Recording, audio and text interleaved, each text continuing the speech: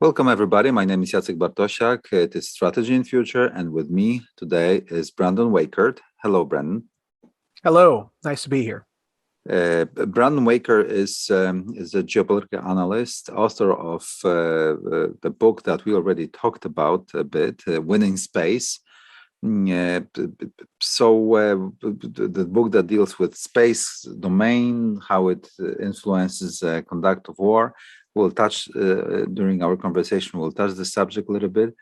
So, Brandon, what happened since we last talked, except for war in Ukraine? So, how would you, summarize events in Ukraine in the context of the space warfare? The things that you touched in your book and the things that we discussed at length during our conversation. Well, I think that the war in Ukraine really is the first actual space war of the 21st century. We had since the invasion, I think pretty much the second or third week of the war, you had the foreign minister of Ukraine sent out a tweet to Elon Musk basically saying, you're so quick to get off the planet and go to Mars, but we need your help now. We're trying to save our country now. And I'm paraphrasing. And Musk said, got it, I'm on it. And he sent within 24 hours 40 Starlink terminals, which is SpaceX's relatively simple, small a satellite that was originally designed and is still being used to beam wireless internet from orbit to parts of the planet that might not have the ability to have conventional internet infrastructure. Places like Africa, parts of Latin America, places like that.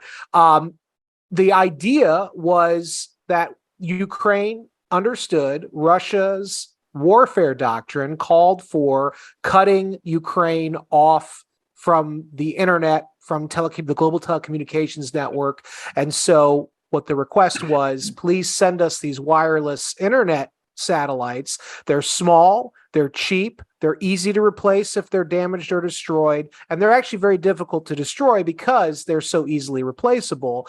If you send us those systems, it will create redundancy and it will make it harder for the Russians to isolate Ukraine from the global telecommunications network. And Elon Musk did it free of charge and completely upended the initial Russian space/cyber/EM electromagnetic spectrum warfare plan that they had, originally planned for. Had Musk not done that, the Russians probably would have been able to cut off Ukraine and isolate them. In so doing, Musk enabled the Ukrainian government to basically stay in that sort of cyber propaganda fight a lot longer and a lot better than it would have under ordinary circumstances. Now, the downside for Musk is that now his company has become a direct target of Russian ire. I mean, we now have, the former now head of Roscosmos, the Russian space agency, overtly threatening to attack SpaceX assets in orbit. And as well, on the other end of Eurasia, you had Beijing. The moment that Musk gave those satellites to Ukraine, Beijing commissioned a group to, in China, create countermeasures that could conceivably knock out those Starlink systems should a war with China erupt. And so you now have space becoming an integral part. And also, as that's going on, Russia's building out and a very sophisticated anti-satellite laser system at their Cosmodrome that will be operational shortly, that will be able to blind and dazzle very important American and NATO surveillance and communications satellites on a whim. So this is sort of the fight on the ground in Ukraine is evolving into a real space war, at least a counter space war. And who knows where it goes from here? I mean, this is a real scary, kind of dangerous place that we're in. Yeah, just in terms of the granular approach, I also heard the script. I saw the description that the Russians were trying to dazzle, to cheat the SpaceX systems in space. Yeah. and with electronic warfare, electromagnetic warfare, and still the SpaceX engineers were Yeah. capable of restoring operations very quickly. I Yeah. think it was the Pentagon spokesman or someone from Yes. DoD who who sort of said some positive things about how Yeah. quickly, how flexibly the private company like SpaceX could react to that and kept internet operations going. Yeah. And it was not only about this, this information domain uh, front, which was important, but also it was real battlefield important because Yeah. because data were being processed through internet. The soldiers of the Ukrainian armed forces could operate along with that. So even the command and control was done using Starlink system, and also fire coordinates and other things Yes. in the information fusion system that pulled in the data from the battlefield was operating thanks to it. How would Yeah. you comment that? Yeah, so the person you were referring to now, of course, I'm forgetting his name, but he's the Undersecretary of Defense for Innovation, I believe. And what he actually was in the room with the SpaceX cyber defense guys and gals while Starlink systems were under cyber attack, active cyber attack from the Russians. And the Starlink people, it was no big deal to them. They were just sort of kept going, and there was no information loss, no data flow interruption. And he described to the defense publication Defense One, or Breaking Defense, which was then carried over in Defense One, he described watching that as eye-watering. He said that the SpaceX cyber defense of Starlink was eye-watering. And he then extrapolated and said, we in the Pentagon have got to be able to adapt what SpaceX can do for a fraction of the cost, by the way, and we need to be able to extrapolate from that and scale it up to all U.S. DoD satellite operations, because we know that in the future, basically, there will be a direct conflict over our space access, when an inevitable world war erupts, which, as you and I talked about, we believe is coming around the corner at this rate. And so that is sort of the case vignette of what America wants and our leadership wants and needs to do. And Ukraine is very much that proverbial canary in a coal mine when it comes to space war. It sets a great example, though, because if a small company like SpaceX can deliver these results, imagine what the entire U.S. defense establishment could do and the NATO establishment could do with all of those resources if they try to scale it up. And so, for me, this is a very heartening thing to see because, as you know, I've been talking about this for several years with the DoD, which is, we need to be looking more at the SpaceX model for doing military space operations. And I think we finally are. It's unfortunate that it's happening under these circumstances, but better late than never. And I think that it will be a lesson learned and applied not just to the United States, but all the allies, which will be hugely helpful when the big war, direct war, the great power war begins. Yeah, it's the second time now during our conversation that you sort of imply or hint or suggest that we might be heading towards the great power war. Is it really around the corner? That what you're thinking? So if you asked me the first time we spoke back in, I think, 2021 or 2020, and I had said that, I think at some point in the next 7 to 10 years, I think when you look at everything that's gone on, I think that it's a lot sooner than that. I just wrote an article in the Washington Times based on some data that was revealed to the private intel firm Bellingcat from a Russian intelligence analyst who leaked a private conversation between Russia's Vladimir Putin and China's Xi Jinping at the end of last year, in which Xi Jinping explicitly told his Russian counterpart China is going to invade Taiwan by fall of 2022. And some analysts had speculated that that was what actually sort of sealed the deal, if you will, for Putin to go into Ukraine. Because remember, there was a lot of debate as to whether he was actually going to do it. And some people have said after that report came out that they think that Xi's comments ultimately sort of goaded Putin to do this, because Putin was thinking, hey, I go in February of 22, 8 months later, the Chinese do something to Taiwan, and now we're stretching the American juggernaut to that breaking point. And, you know, we've heard, at least, I don't know if in Poland you've heard this, but in the United States for the last several years, and when I worked on Capitol Hill, this was certainly the discussion behind closed doors, was that the United States military was at its weakest point probably since the 1930s, and certainly our Navy and possibly even our Air Force and the Army is a mess right now. But after 20 years of Middle East counterinsurgency, but I do believe. I think we are closer now than we've ever been. My article in the Washington Times, I basically said that, it is a high degree of likelihood that at some point this fall, do not be surprised if China starts something now with Taiwan, that this Pelosi trip was sort of just the beginning, and that the Chinese are not going to let this go. And as Russia's invading Ukraine. And the thing is, the Ukrainians have done, with the help of the U.S., the help of Poland and other NATO members, the Ukrainians have really done a really amazing job of keeping the Russians from taking central and western Ukraine. But the issue now is, you were seeing sort of a run on critical defense systems. The inventories are getting lower, at least in the United States.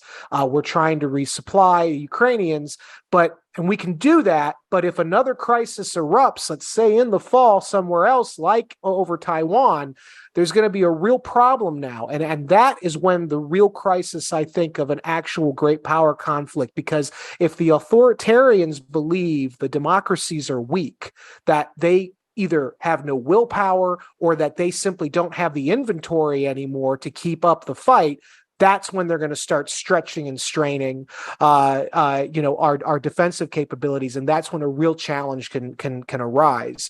As Ronald Reagan said, the two world wars of the 20th century didn't start because our enemies thought America was too weak. Too strong. They thought we were too weak, and they could challenge us. And my concern is that's where we're headed now, because Ukraine's did a really great job, but they haven't been able to push the Russians out. And I don't know if they're going to be able to without risking an escalation in a way that could really damage the defensive position of the West at a time when China now is starting to light up Taiwan. And so we're going to have to really figure out how we can do this. And I think one of the things that we need to be watching out for is that space domain, because not only is Russia developing these counter space capabilities and developing and proving that they're willing to use those counter space capabilities, but also China is. And China, I think, is probably a little bit more competent. In fact, right now, I was just with the Air Force earlier this week in northern Florida, and one of the things we were talking about was this Chinese spy ship that's off the coast of Sri Lanka. It's a space tracking ship. And they deployed it there, I think, in anticipation of the Pelosi trip. Well, what is it doing? I told the Air Force my theory. I think what's going on is they're ranging targets, the low Earth orbiting satellites. And I think that, China is perfecting their ability to track and target our systems in orbit, with the idea that eventually soon they're going to pull the trigger and knock those systems out, rendering us deaf, dumb, and blind at a time when, of course, we're so busy in Europe. Elbridge Colby, of course, has been very critical of our European, or Eurocentric, strategy. And I'm sure that there's some debate in Poland about that. Obviously, in Europe, we are following what he's been saying, of course, very much preoccupied. Yeah. But we also understand that the Americans don't want to be involved into front war. Yes, we can't be. We don't, remember, what was it, 2014, former President Obama basically reduced the American military to such a point that we cannot actually fight a two-front war again, that it would require a ramp up of resources and funding that simply is not possible.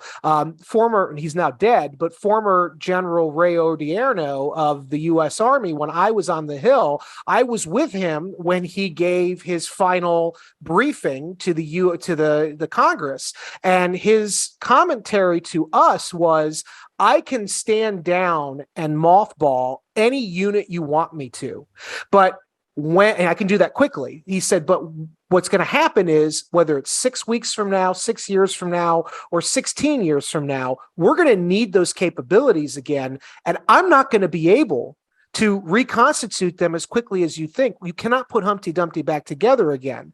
And so I think we're now living through that period where America can't fight a 2-front war, maybe a 1.5-front war if we're lucky. But it's logistically extremely difficult for us right now, especially a 2-front war against 2 near-peer competitors. We're going to have to start picking. And by the way, our enemies know that. And that's why I think they're now sort of ping-ponging off of us, and they're kind of stretching us to our breaking point. That's my real concern. So you think that this trip of Nancy Pelosi triggered the chain of events that might lead to the New World War, because the Chinese feel cornered, that they need to pull the trigger anyway, because sooner or later there'll be another Russia, and in this way they are sort of being pushed towards Russian position, and in multiple dimensions of the contemporary competition, meaning technological, industrial, trade, and commodities and stuff, including the military warfare. Mm-hmm. I think that's one way to look at it. I think what's happening, and with I'm not Pelosi's biggest fan, but I think she might have.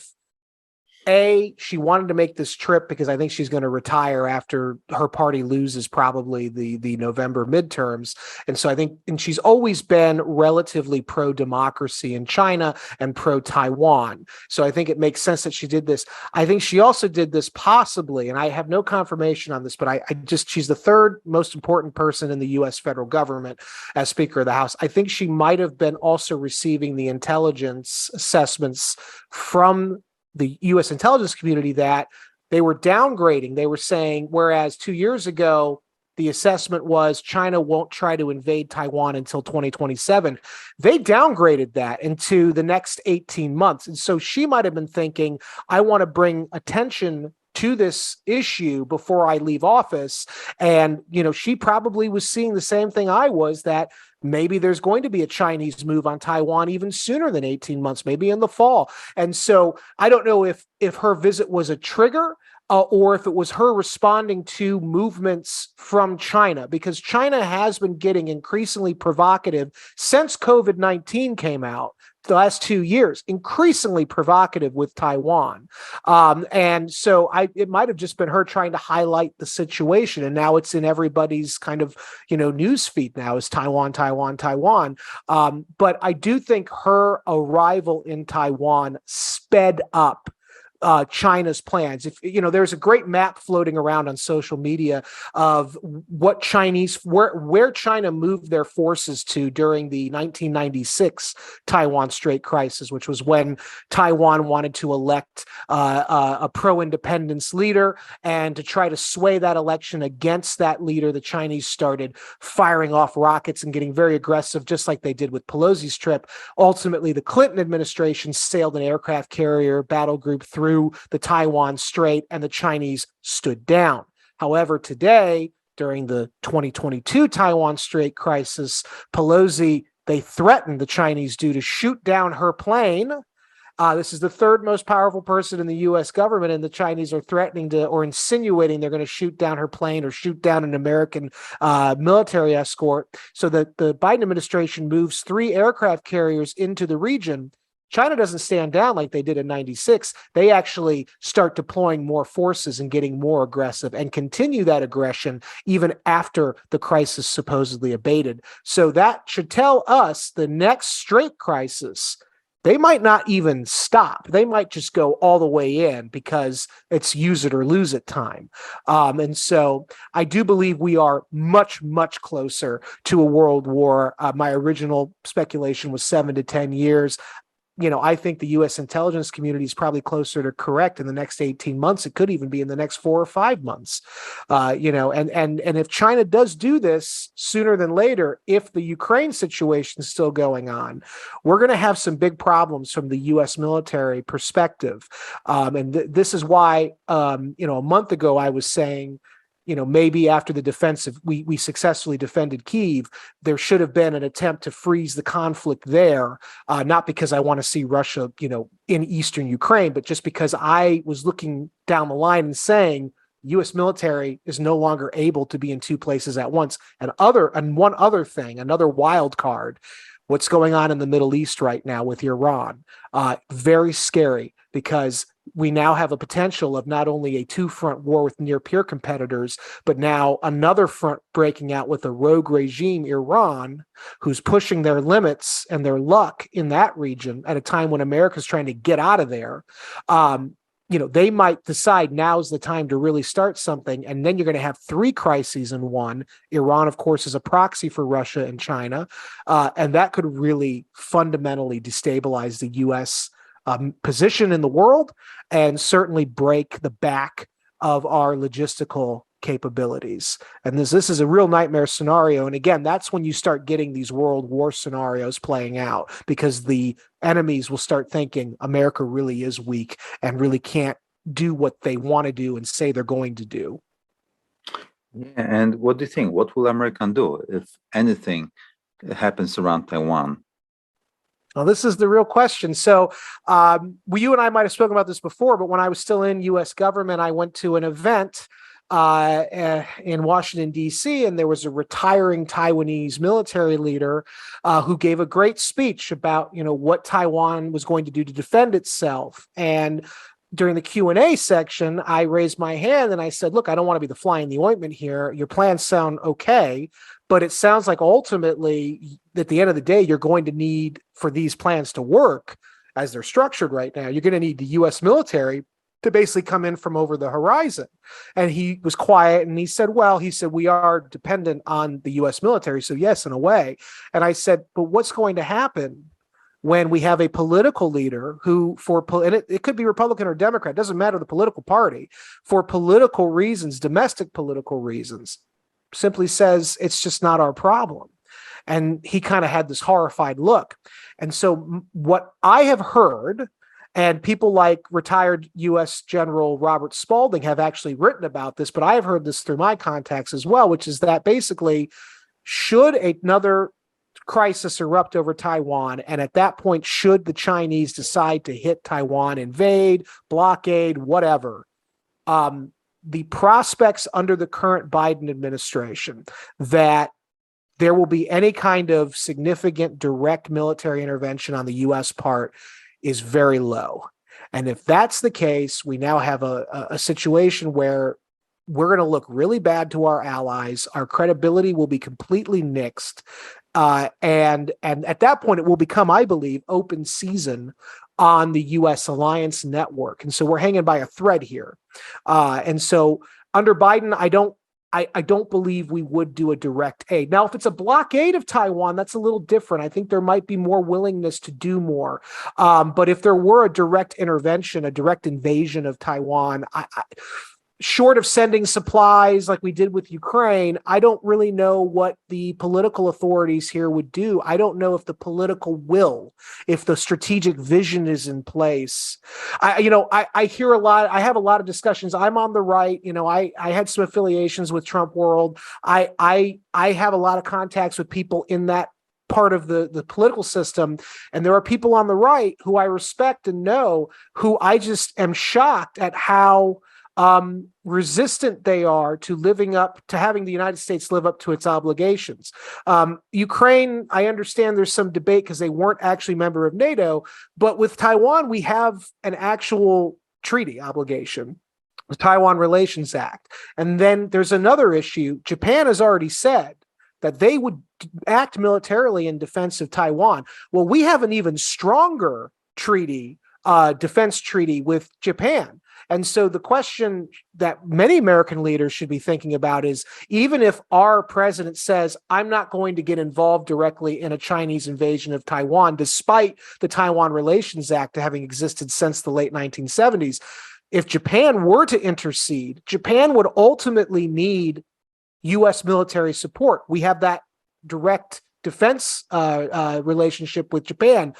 We would, I would think, be obligated to at least lend assistance in defending the Japanese who would be going to help Taiwan. And the question would be, would we even do that? I don't know, because the current political leadership in Washington, in both political parties, is very resistant to getting involved in another proxy war. And in this case, the Taiwan situation is sort of the ultimate proxy war. It's the most important one because it's against China, which is the most significant existential threat to the United States directly. And so I don't think the Biden administration would get involved. Maybe a new administration might, but I don't know. And that's the problem, because if we don't get involved, we're going to have some big problems at a geostrategic level that frankly, most American politicians just don't even think about. And that's the real problem, is that our leaders are not even schooled in basic geopolitics to see you have to keep China contained. Keeping China contained means you have to protect Taiwan. If we let Taiwan go, that island chain collapses, and then it's a breakout of Chinese power throughout the region. And eventually they will threaten directly the Western Hemisphere. And in many respects, they already are. And so we're going to be playing defense in our own home turf. And then that's going to, of course, affect the whole rest of America's defense posture globally, because we'll be too busy defending our own home to be able to help Poland or Ukraine or, Israel in the Middle East, whatever. And so Taiwan is really the linchpin, and our leaders aren't thinking properly, in my opinion. Yeah, I would even make it more complicated for you. You mentioned the various methods Chinese could encroach on Taiwanese sovereignty. Direct invasion is one thing, but it's sort of a quarantine, the blockade, air and naval blockade. I think it's a gray zone coercion, where the United States would be on the bad side of the equation. For example, if the Chinese announce that there is no fly zone and no sail zone towards Taiwanese, it's a selective quarantine. They will select who can go through, who can fly through, and it will be only the U.S. naval vessels that will not be allowed in. But the Japanese ships will be okay. South Korean ships with cargo will be okay. Other, the German cargo, sailing to Germany will be okay. Yep. It will be highly difficult for the United States to foster alliance, a coalition of the willing, to sort of act against this quarantine, because that would trigger the Third World War. And the Germans and the Japanese, South Koreans might not be too much interested in really sort of challenging this quarantine for the fear of triggering the Third World War, while the United States credibility will be eroding by day. What do you think about this scenario? I think you're... Not to mention the military difficulty of breaking through the quarantine close to the Chinese, backyard. Yeah. I think you're onto something. I think you are probably correct. I brought up a blockade for a reason. I think that is certainly, and if you look at what the Chinese or the PLAN, the People's Liberation Army Navy of China, is doing right now off the coast of Taiwan, it does seem like they are practicing for an inevitable blockade of the threatened democracy of Taiwan. My colleague, my mentor, Mac Owens, out of the formerly of the Naval War College, has written several articles, as has the retired U.S. Marine Corps Colonel T.X. Hames, in which both men at different times have argued countering a potential Chinese blockade with an even bigger blockade of our own, just beyond China's Navy's operational range.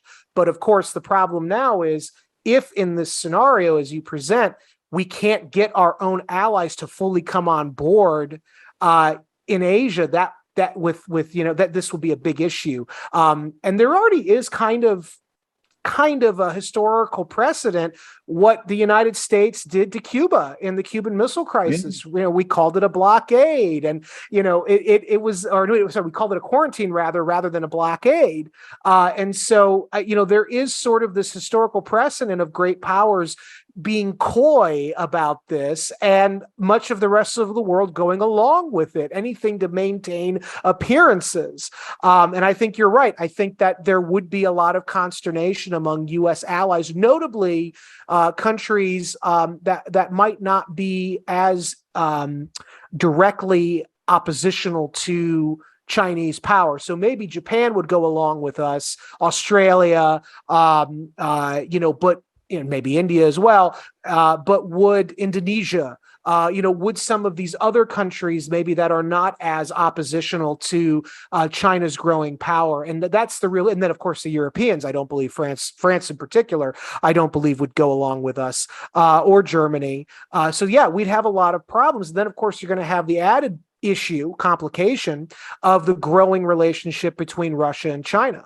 And the closer we move to these twin crises, the one ongoing in Ukraine and the one possibly soon over Taiwan, the closer and closer Beijing and Moscow get, and you have a real problem of a consolidated, coordinated, anti-American military alliance in Eurasia. And this is a real nightmare scenario. And we are, I think, speeding right now toward that. There was an article by my colleague, Josh Rogan, in the Washington Post today or yesterday. And I know Josh a little bit, and he's brilliant. He's a great writer. But he was saying that, yeah, America can take on China and Russia at the same time. And with all due respect to him, I don't know how that's possible under current conditions. You're going to need the kind of wartime ramp up of the likes that we haven't seen since the Second World War. And I don't know if our population is capable of that anymore. I just don't know. We've gotten very accustomed to doing things a certain way in this country. And then you add in the threat of a space war where they can knock out possibly our sort of interlinks that allow for power projection. You throw in the threat of true, total cyber war. We have real problems here. Brandon, speaking of that, how would you, if you were Chinese, how would you start this war in terms of this, eliminating U.S. space capabilities? Could you describe to our audience what the opening salvos of the war could look like, and what would be their objective, the objective of those actions?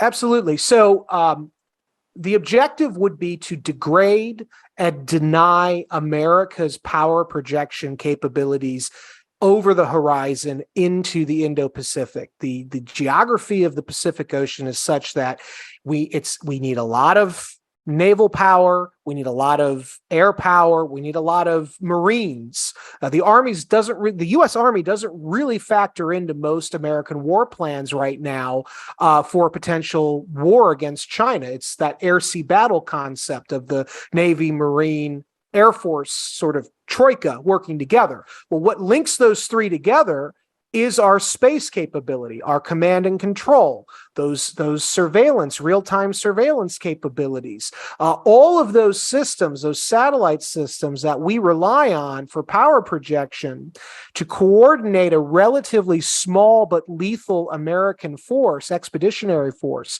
all of those systems are easily tracked now by Chinese counterspace capabilities and can be destroyed either with conventional anti-satellite, that's surface to space or air to space missiles that will go up into the orbit and knock out whatever American systems they need to knock out. That's this very complex laser that the Chinese have built, that they have been testing for 2 years, that can temporarily dazzle or blind American systems. And that's also using co-orbital satellites like the Shijian 21, which is still right now in geosynchronous orbit, orbiting very near to our important nuclear command, control, and communication satellites and our Navy multi-user objective system, or the Air Force's wideband global SATCOM satellite network. And so the Chinese can use any of those anti-satellite capabilities to knock out our ability to see over the horizon, to track targets, to coordinate our forces over long distances. All of those capabilities would be eroded and destroyed in about half an hour to an hour. 2 hours tops, in the event that China decided they're going to go and try to hit Taiwan. The GPS system will be targeted. And of course, China now has the Beidou system, so they now have their own alternative. So unless the Americans are going to directly attack Chinese satellite networks, which I think we would in this case, the Chinese might be able to keep their capabilities going a little bit longer in a fight, especially because if they start the fight, they'll inherently have initiative in a way that the Americans won't. So by rendering U.S. forces deaf, dumb, and blind, the Americans can't send their small but lethal, if they're coordinated with satellites, forces to the front.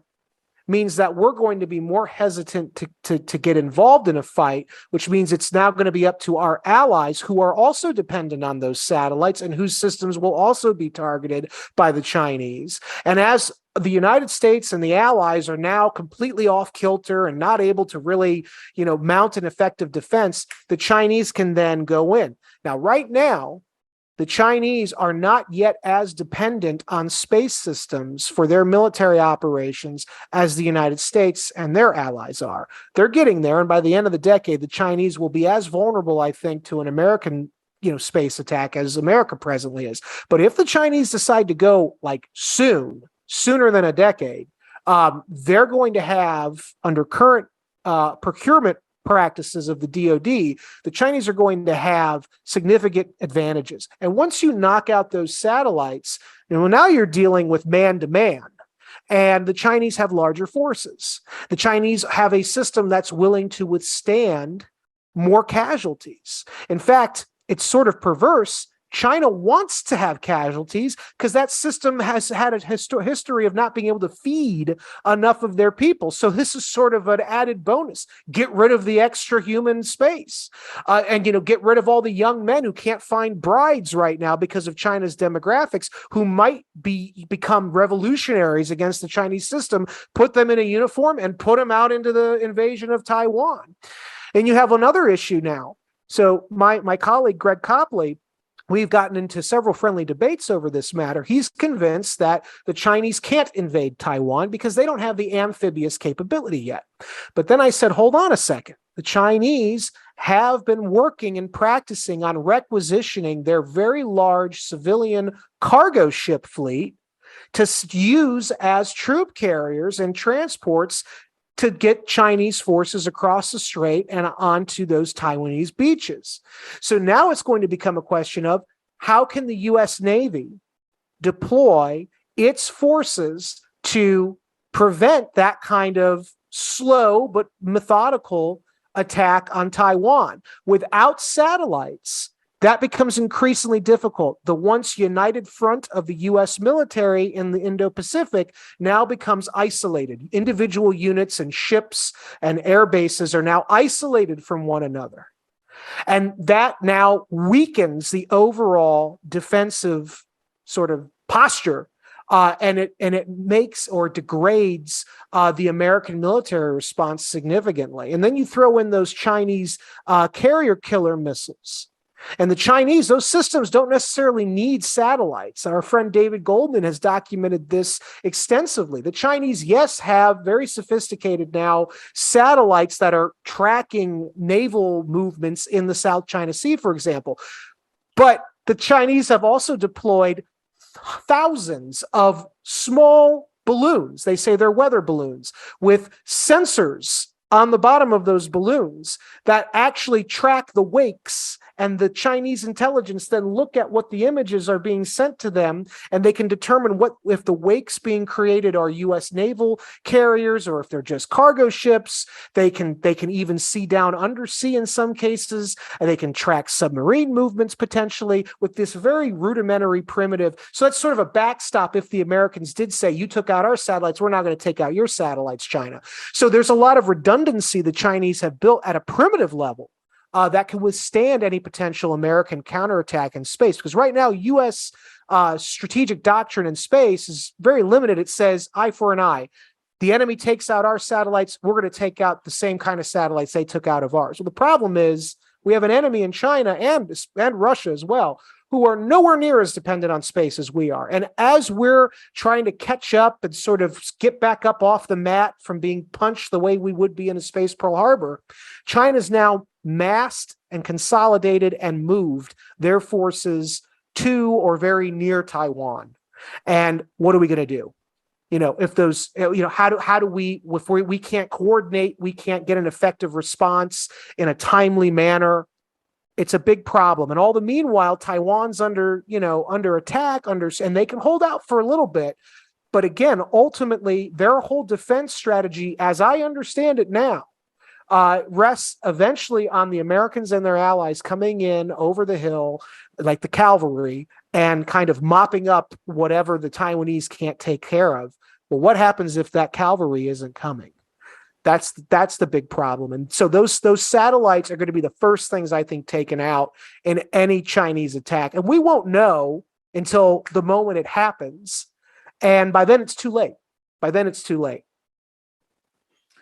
Yeah, I fully agree. And I would also add that, you mentioned that the Chinese will be fighting in their own backyard. And yes. They will have not only the connectivity across, overland, underground. There are, many, not only rumors, but pieces of information that they have command control underground. So I believe they do. They do. So they might be more immune. Why you need to project power, as you said rightly, with the help of space domains, simply far away from home, while they will be fighting in their own home, actually. Plus, they have this huge flotillas, either of cargo ships or even fishing ships, and each single fishing ship is also a tracker. It's also a sensor that can make a fusion of information, and it's just like in Ukraine now. Every single babushka, grandma with a cell phone is a sensor, right? And not only UAV and satellites and other platforms or devices, but also all grandmas with cell phones. And there are many reports of that. In this centric fusion information domain environment, where data are being processed quickly, also thanks to Starlink, for example. You can easily locate, you can easily target, you can easily understand in the modern scouting battle where your enemy is, and you can react. It's a completely different warfare than we are used to in the past, where it was all about finding the guy, then applying force, sometimes over vast distances with logistics. If you control what's going on also beyond the horizon, or at least close to the horizon, then you can control also your application of force in a very economic way. And so, we will see whether this will sort of be demonstrated in this feared confrontation that you mentioned, and I concur with this opinion. It might be shortly coming. So my last question would be, Brandon, you are mentioning potential world war. You're mentioning the two-front war against China and Russia. I'm based in Warsaw as I speak now, close to Russia, close to the war in Ukraine. In old good Europe that is completely defenseless compared to to other great powers. So what do you think? Who's gonna win? So what the world will look like in 10 years' time? Let's say it like that. Let me ask you this question, Brandon. Especially because US might always be on the safe side in North America. But how about Eurasia, especially the western edge of this huge continent? So, in an ideal situation, ideal being post February 2022, the Biden administration, after the successful defense of Kyiv, would have come to a deal with the Russians to basically freeze the conflict, in order to buy Ukraine time to rearm, re-equip, kind of like what happened after the Russians took Crimea. It was a frozen conflict. There was some intermittent fighting, but ultimately the Americans were able to build up Ukraine's capabilities after that conflict. That would have been ideal, because that would have, I think, given the whole world, the Western world, the time it needed to reconstitute those supply chains and to enhance the capabilities, so that not only could we continue to support Ukraine and Europe with logistics and supplies and intelligence, but if China started anything, we would also be able to help Taiwan. Now we're in a situation where Russia's neither lost nor won. Unfortunately, it's this weird gray area where Russia's hanging on. The Ukrainians can't quite finish the job. The Russians can't finish the job. And all the Americans and NATO are doing now is just pouring what limited supplies they have into that conflict at a time when the Chinese are probably getting ready to do something. And again, people need to also be watching Iran, because if it's in Iran and then a China situation, my God, the supply chain of the United States militarily, I don't know how we're going to recover that. So with that in mind, this is where we are. If an actual world war, as I fear, is about to erupt soon, it's going to be basically America as the great power alone. Obviously, there'll be allies, but they're not the superpower. It's going to be America alone, with dwindling stocks of the weapons it needs, with a political system that is completely fractured right now, an economy that is not doing well, an American population that is not happy right now and really not interested in foreign issues. You're going to have these two near-peer competitors, China and Russia, really challenging us in a way that we haven't been challenged directly in probably 70 years. I think that if the Chinese and or Russians attack us in space, as I suspect they will, you're going to have a big problem. I don't know how the United States will recover from that. If we do recover from that, I don't know how we could, believably defeat that enemy after a satellite loss, or satellite war loss. We might have to sue for peace, or we might have to risk escalating in the nuclear domain, which doesn't benefit anybody. Nobody wins that. And so, depends on who fires first. But if those satellites are knocked out, before the kind of reforms to the Pentagon's satellite procurement or acquisitions process is taken up, which hasn't been taken up yet, the United States may lose that war. Now, maybe that doesn't mean Chinese or Russian troops march on New York, but what it does mean is that we're going to have to negotiate. Sort of what the Japanese hoped Pearl Harbor would do, force the Americans to negotiate a new paradigm.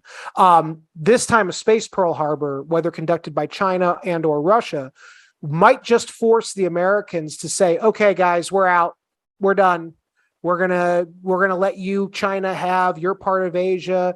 Russia, you're gonna have your part of Europe. At the very least, you're gonna get Ukraine, probably Transnistria, and probably Serbia. And all of our allies that were depending on us, well, guys, we can't do anything for a while, so tag, you're it. So maybe it's not an outright defeat for the United States, but it will be a strategic defeat for the United States, where our alliance system crumbles and basically our standing in the world, changes from a world superpower, the only one, to a great regional power. That to me is frightening.